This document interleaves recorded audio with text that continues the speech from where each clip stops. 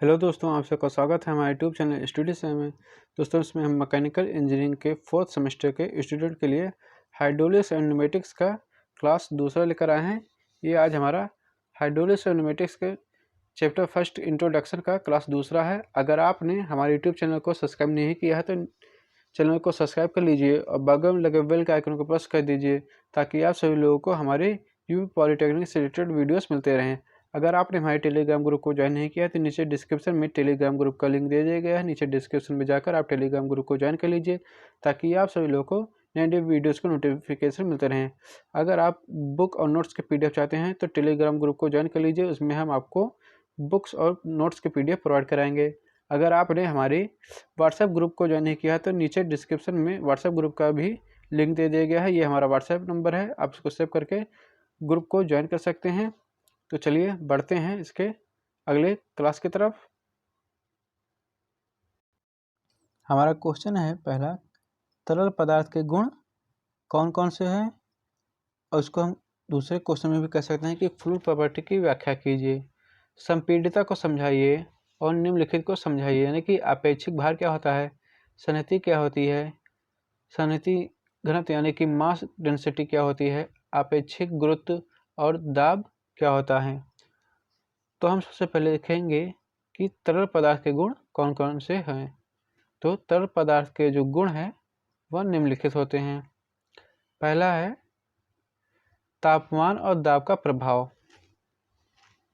इसमें बताया गया है कि तापमान बढ़ने से गैस का आयतन बढ़ता है तथा उसका विस्तार होता है। यानी कि तापमान बढ़ाएंगे तो गैस का आयतन बढ़ेगा, या फिर इसका कहें कि उसका विस्तार होता है, और तापमान घटाने से उसके आयतन में कमी आती है और उसका जो विस्तार है वह कम हो जाता है। अगला है कि दाब बढ़ाने से उस गैस का आयतन कम होता है। यानी कि जब दाब लगाएंगे गैस पर तो उसका आयतन कम हो जाएगा तथा इनकी संपीड़न होता है। यानी कि तब इनका क्या होगा, संपीड़न होगा। और दाब घटाने से यानी कि जब दाब घटाएंगे तो इनका क्या होगा, आयतन बढ़ेगा, यानी कि इनके गैस का विस्तार होगा। अत्यधिक दाब लगाने से द्रव के आयतन में बहुत थोड़ी सी कमी आती है। यानी कि कोई द्रव है, उस द्रव पर बाह्य बल द्वारा अत्यधिक दाब लगाएंगे तो उसके जो आयतन है, उसका जो आयतन रहेगा वह प्रारंभिक आयतन से थोड़ा सा यानी कि नगण्य परिवर्तन आएगा, यानी कि उसमें नगण्य परिवर्तन की कमी आएगी। आगे बताया गया है कि अर्थात दाब परिवर्तन से द्रव के आयतन में नगण्य परिवर्तन होता है। अगला है कि तापमान में परिवर्तन से भी द्रव के आयतन में बहुत थोड़ा परिवर्तन होता है। यानी कि अगर तापमान में भी परिवर्तन करेंगे तो द्रव के आयतन में बहुत थोड़ा परिवर्तन होगा। तो हम कह सकते हैं कि अतः प्रायोगिक दृष्टि से हम कह सकते हैं कि द्रव के तापमान व दाब के लगाने से उसमें नगण्य परिवर्तन होता है।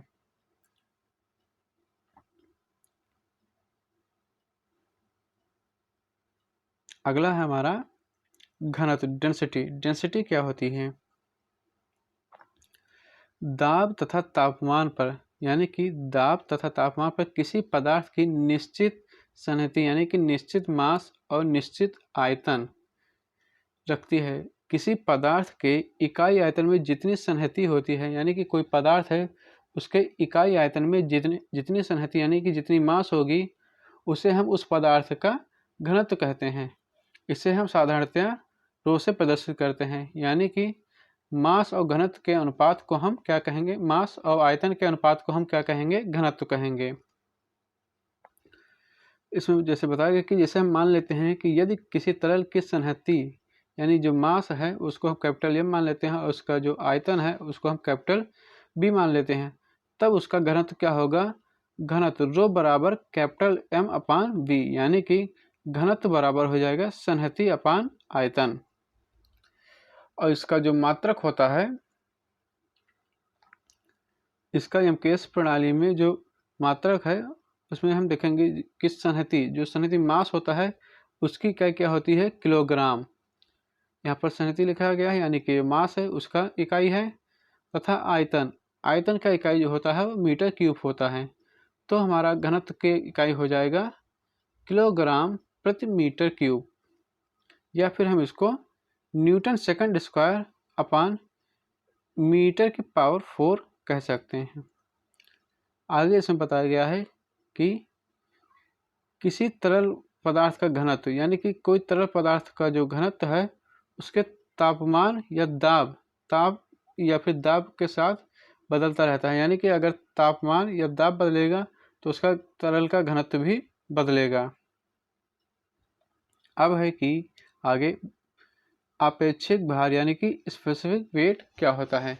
किसी पदार्थ का जो आपेक्षिक भार है वह उस पदार्थ के इकाई आयतन का भार होता है। यानी कि किसी पदार्थ का जो आपेक्षिक भार होगा वह उस पदार्थ के इकाई आयतन के भार होता है और उसे उस पदार्थ का भार घनत्व भी कहते हैं। साधारणतः आपेक्षिक भार को स्मॉल w से प्रदर्शित करते हैं। यानी कि जो उसका आपेक्षिक भार होगा उसे हम स्मॉल w से प्रदर्शित करेंगे। यदि किसी तरल के आयतन यानी कि तरल के कैपिटल V से हम डिनोट करेंगे, उसके आयतन का जो भार है कैपिटल W है, तो उसका अपेक्षिक भार क्या होगा, उस आयतन का भार और उसके तरल का आयतन का जो अनुपात होगा उसी को हम अपेक्षिक भार कहेंगे। तो यानी कि अपेक्षिक भार बराबर हो जाएगा स्मॉल w बराबर कैपिटल W अपान V, यानी कि आयतन का भार बटे आयतन, इसी को हम कहेंगे अपेक्षिक भार। और इसका जो MKS प्रणाली में जो इसकी जो इकाई है वह क्या होगी, जैसे कि भार की इकाई क्या होती है, किलोग्राम यानी कि बल,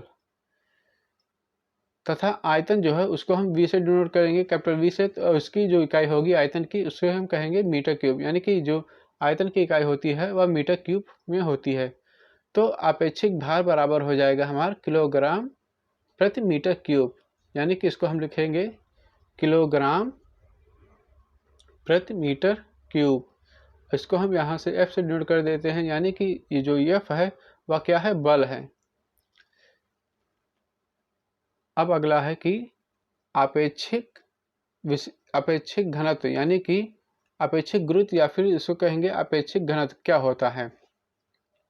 तो किसी पदार्थ का अपेक्षिक घनत्व जो है वह उस पदार्थ के घनत्व तथा किसी मानक पदार्थ के घनत्व का अनुपात होता है। यानी कि कोई पदार्थ है, उस पदार्थ का जो अपेक्षिक घनत्व होगा वह उस पदार्थ के घनत्व तथा किसी मानक पदार्थ के घनत्व का अनुपात होता है। यानी कि कहें कि किसी पदार्थ का जो अपेक्षिक भार है, किसी पदार्थ का अपेक्षिक भार तथा किसी मानक पदार्थ के अपेक्षिक भार के अनुपात को ही उस पदार्थ का अपेक्षिक घनत्व कहते हैं। यानी कि कोई पदार्थ है, उस पदार्थ के अपेक्षिक भार तथा उसके मानक पदार्थ के अपेक्षिक भार के अनुपात को ही हम अपेक्षिक घनत्व कहेंगे।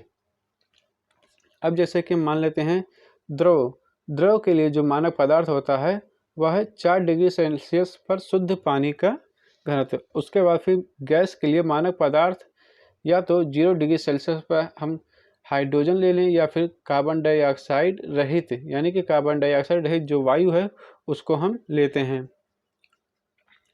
तो इस प्रकार क्या होगा, जो द्रव का अपेक्षिक घनत्व है वह हो जाएगा द्रव का घनत्व बटे 4 डिग्री सेल्सियस पर शुद्ध जल का घनत्व। यानी कि जो अपेक्षिक घनत्व होगा वह क्या है, द्रव का घनत्व होगा बटे 4 डिग्री सेल्सियस पर शुद्ध जल का घनत्व। यानी कि द्रव के घनत्व को हम रो से डिनोट करेंगे और 4 डिग्री सेल्सियस पर जो शुद्ध जल है उसके घनत्व को हम रो डैश से डिनोट करेंगे। तो हो जाएगा हमारा अपेक्षिक घनत्व बराबर रो अपान रो डैश। दूसरा बताया गया है यहाँ पर कि द्रव का अपेक्षिक घनत्व यानी कि जो द्रव का भार होगा बटे शुद्ध पानी का भार, इसको भी हम क्या कहेंगे, द्रव का अपेक्षिक घनत्व। अब हम देखेंगे कि अपेक्षिक आयतन यानी कि स्पेसिफिक वॉल्यूम क्या होती है। SI प्रणाली में साधारणतया तरल की जो इकाई है वह संहति का आयतन और उसका जो अपेक्षिक आयतन है या फिर विशेष आयतन कहलाता है। यानी कि जो अपेक्षिक आयतन होगा वह SI प्रणाली में साधारणतः तरल की इकाई संहति का आयतन या उसके अपेक्षिक आयतन या फिर विशेष आयतन होता है। आगे इसमें दिखाया गया है कि इस प्रकार जैसे हम विशिष्ट आयतन देखते हैं, इस प्रकार विशिष्ट आयतन क्या होगा, विशिष्ट आयतन को हम स्मॉल v से डिनोट करेंगे, यानी कि आयतन बटे द्रव्यमान के अनुपात को हम विशिष्ट आयतन कहेंगे। और आयतन जो होता है उसको हम किससे, इसकी जो इकाई होती है वह क्या होती है, मीटर क्यूब में होती है, और जो द्रव्यमान होता है उसकी इकाई क्या होती है, किलोग्राम में। तो इसकी जो विशिष्ट आयतन की जो इकाई बनेगी वह क्या होगी, मीटर क्यूब अपान किलोग्राम होती है। इसको हम दोस्तों इस प्रकार भी कह सकते हैं, यानी कि जो विशिष्ट आयतन होता है उसको हम स्मॉल v से डिनोट करते हैं। विशिष्ट आयतन बराबर क्या होता है, कैपिटल W अपान कैपिटल M। और हम जानते हैं कि रो बराबर क्या होता है, रो बराबर होता है कैपिटल M अपान V। तो हम इसको इस प्रकार भी लिख सकते हैं, विशिष्ट आयतन स्मॉल v बराबर हो जाएगा हमारा 1 अपान रो, यानी कि जो विशिष्ट आयतन होता है वह घनत्व का v अनुक्रमानुपाती होता है। तो इस प्रकार हम इसमें कह सकते हैं कि एमकेएस प्रणाली में किसी तरल के इकाई भार का जो आयतन होगा उसके अपेक्षिक आयतन या फिर विशिष्ट आयतन कहलाएगा। इसे हम स्मॉल v से प्रदर्शित करेंगे। ठीक है, अब आगे लिखा है कि यदि किसी तरल का जो भार है वह W किलोग्राम, भार का आयतन v यानी कि जो कैपिटल V है वह क्या है, भार का आयतन है, उसे मीटर क्यूब के जो इकाई होती है उसका मीटर क्यूब होती है आयतन की इकाई।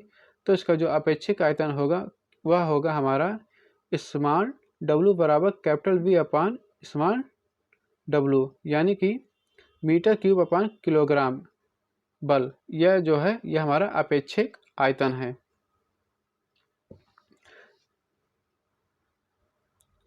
अब हम देखेंगे समीकरण सेकंड के हिसाब से अपेक्षिक भार। अपेक्षिक भार बराबर क्या होगा, स्मॉल W बराबर हो जाएगा हमारा कैपिटल W अपान स्मॉल b, यानी कि भार का जो इकाई होगा वह किलोग्राम होगा और जो आयतन का इकाई होगा वह मीटर क्यूब होगा। तो इस प्रकार हम देख सकते हैं कि जो अपेक्षिक घनत्व होता है वह क्या होता है, अपेक्षिक भार के अनुपाती होता है। तो इस प्रकार हम लिख देंगे इसको, अपेक्षिक घनत्व बराबर यानी कि स्मॉल v बराबर 1 अपान कैपिटल W, यानी कि अपेक्षिक घनत्व बराबर हो जाएगा हमारा 1 अपान अपेक्षिक भार के।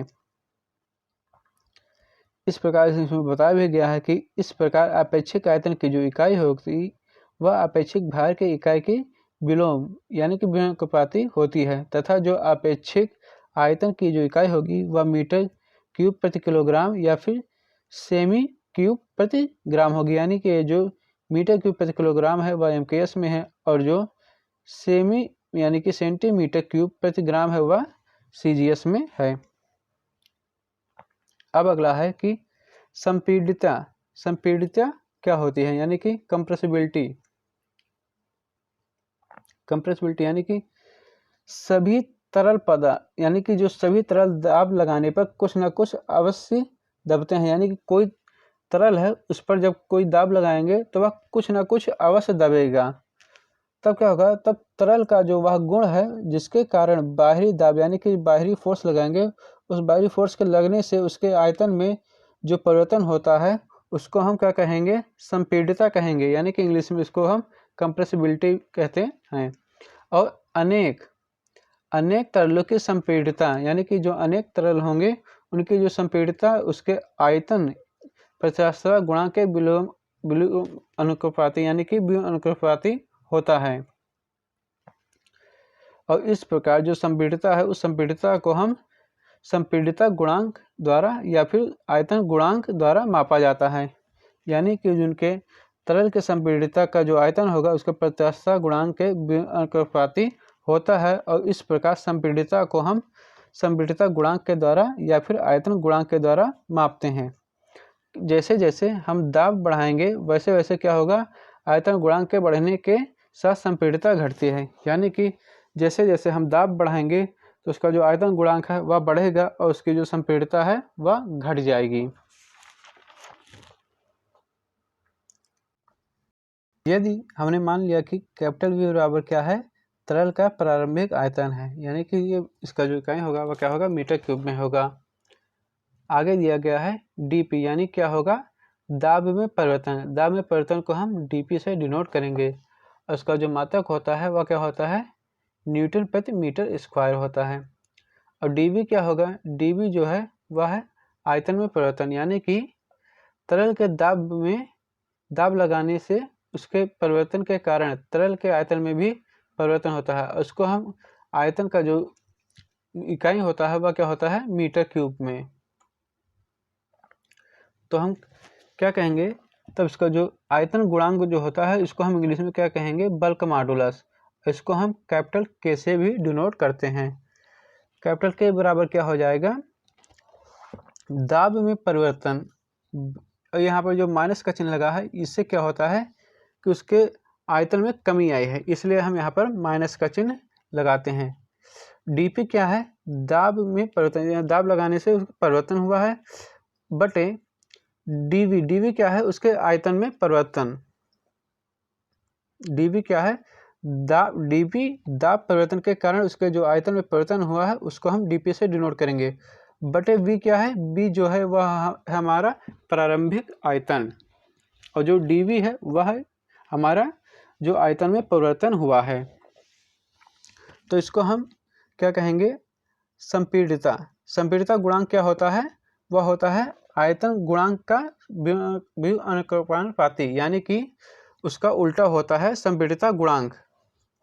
तो संपीड़ितता गुणांक को हम किससे डिनोट करते हैं,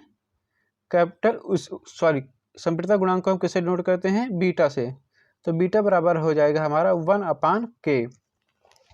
तो 1/k को हम इस प्रकार भी लिख सकते हैं, -1/b इंटू dV/dP।